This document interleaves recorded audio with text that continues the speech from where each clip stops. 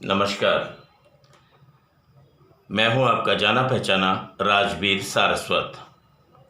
प्रिय दोस्तों, जैसा कि आप जानते हैं, आज रक्षाबंधन का पावन पर्व है।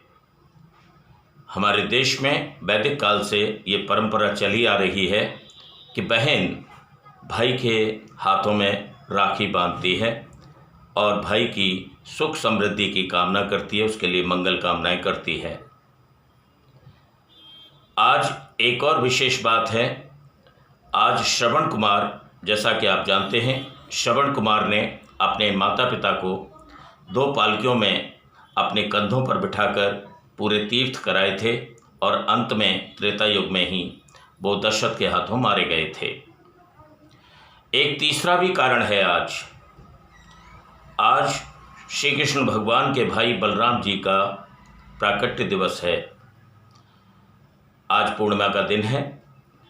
3 विशेषताओं के साथ आज इस त्यौहार को हम मना रहे हैं। पूरे भारतवर्ष में, पूरे विश्व में, जहाँ भी हमारे श्री सत्य सनातन धर्म के अनुयायी हैं, सभी हर्षोल्लास के साथ आज का त्यौहार मना रहे हैं। बहन भाई के इस पावन त्यौहार की मेरी तरफ से हार्दिक शुभकामनाएं।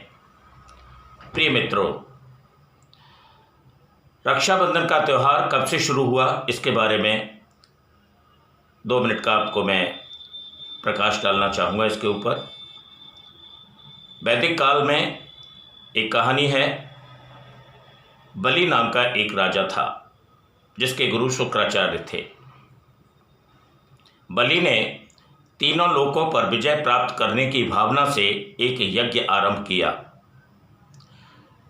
चूँकि यज्ञ भी भावनाओं के अनुरूप होता है, यज्ञ की भावना नहीं बल्कि दुर्भावना थी कि मैं 3 लोकों का स्वामी बन जाऊं।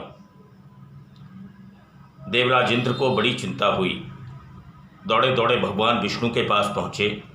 त्राहिमाम त्राहिमाम, हे प्रभु, हे दीनदयाल, राजा बलि एक यज्ञ कर रहा है जिसमें उसकी भावना है कि मैं 3 लोकों का स्वामी बनूं। वो तो इंद्रलोक, देवलोक पर भी कब्जा कर लेगा। देवराज इंद्र के विनती करने पर भगवान विष्णु ने वामन अवतार का रूप धारण किया, एक ब्राह्मण का रूप धारण किया, राजा बलि के दरबार में पहुंचे।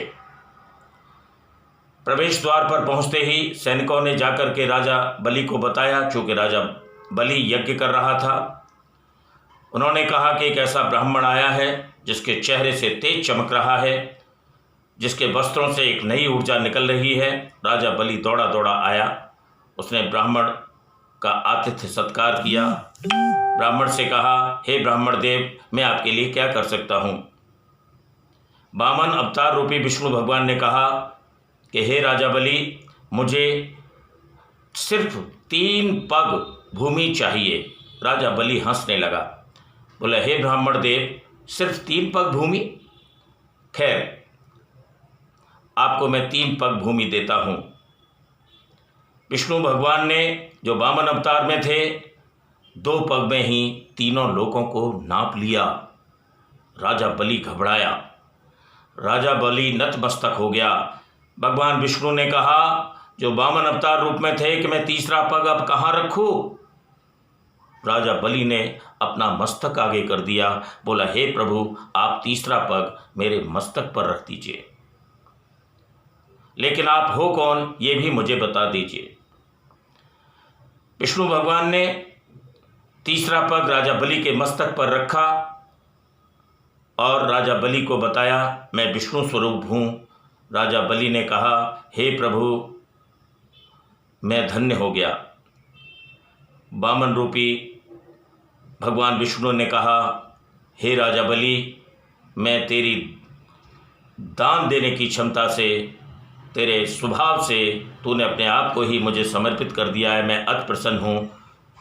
बोल, क्या वर चाहिए। राजा बलि ने कहा, प्रभु, मेरे पास सब कुछ है।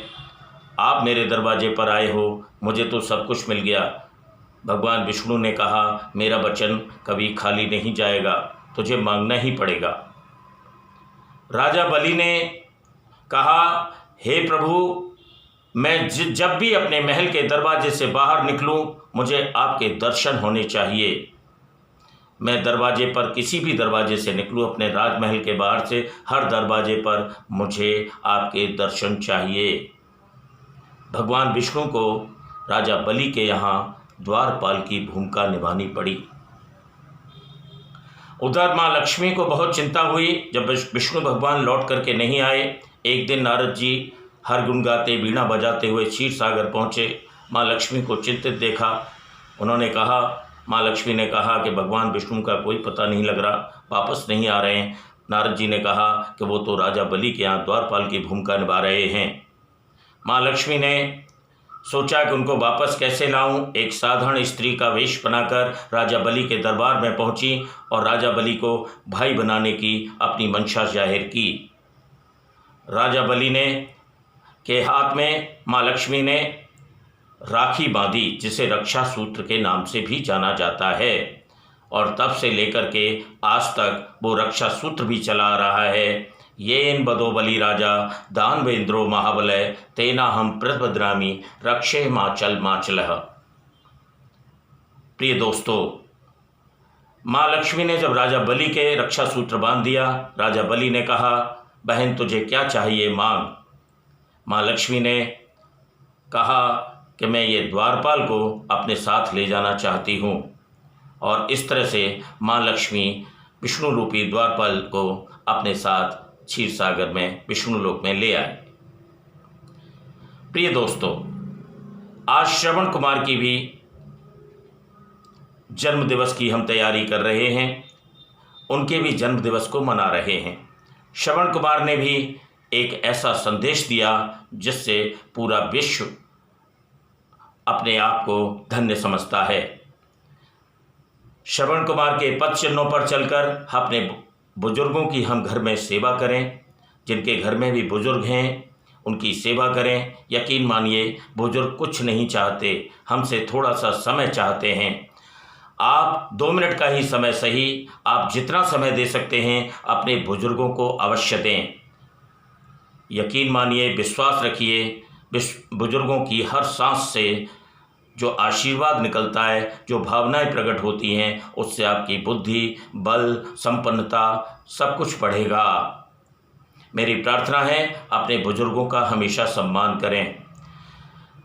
कृष्ण जी के भाई बलराम जी के लिए हम प्रार्थना करें कि हे बलराम जी, आपका नाम बलराम है, आप बल के स्वामी हैं, बुद्धि के स्वामी हैं, विवेक के स्वामी हैं, हमारे ऊपर कृपा बनाए रखें। आज का त्यौहार, ये मंगल तीनों विशेषताओं का संगम आप सबको मंगलमय हो, मेरी हार्दिक शुभकामनाएं हैं।